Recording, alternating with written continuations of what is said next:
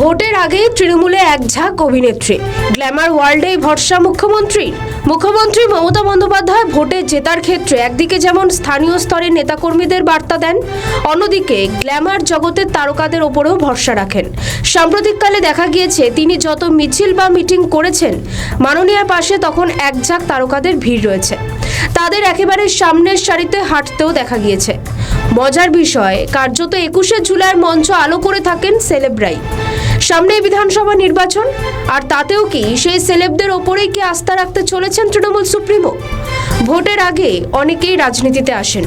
এর আগে আমরা দেখেছি সায়নী থেকে শুরু করে সায়ন্তিকা, মিমি, রাজ চক্রবর্তী, দেব প্রত্যেকেই ভোটের আগে শাসক দলের নাম লিখিয়ে টিকিট পেয়েছেন। কেউ জিতেছেন, আবার কেউ হেরেছেন, কিন্তু হারের পর তাদের খুঁজে পাওয়া যায় না।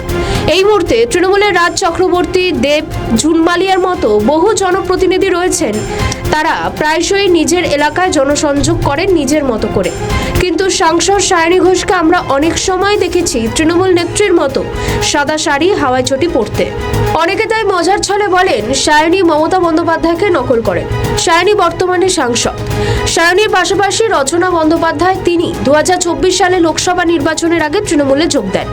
প্রথমবারই তৃণমূলের প্রার্থী হয়ে জয়লাভ করেন, বিপুল ভোটে জেতেন হুগলি থেকে। ভোটের আগে যে শুধুমাত্র নেতাদের দলবদল হয় তেমনটা কিন্তু নয়, অভিনেতা অভিনেত্রীদেরও দলবদল হয়। এই যেমন পার্নো মিত্র 2019-এর লোকসভা নির্বাচনের আগে বিজেপিতে যোগ দিয়ে 2021-এ বিধানসভায় বরানগরে বিজেপি প্রার্থী হয়ে ভোটে লড়েন। বেশ কয়েক বছর বিজেপিতে থাকার পর 2025 সালে পার্নো তৃণমূলে যোগ দিয়ে বলেন বিজেপিতে থেকে কাজ করতে পারছিলেন না তিনি।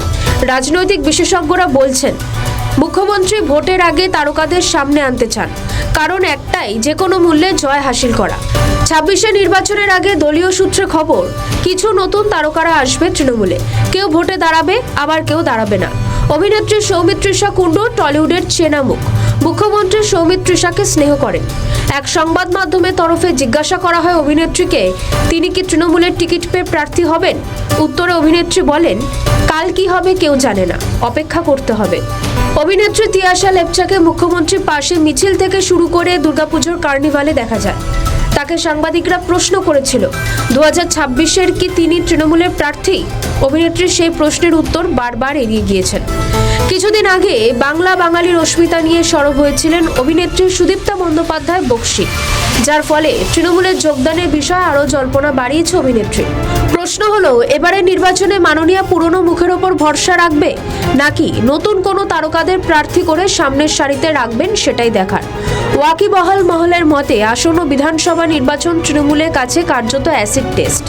এবারে তাদের সামনে কঠিন লড়াই, তাই গ্ল্যামার জগতের তারকাদের প্রার্থী করে বাজি ঘুরিয়ে দিতে মরিয়া তৃণমূল।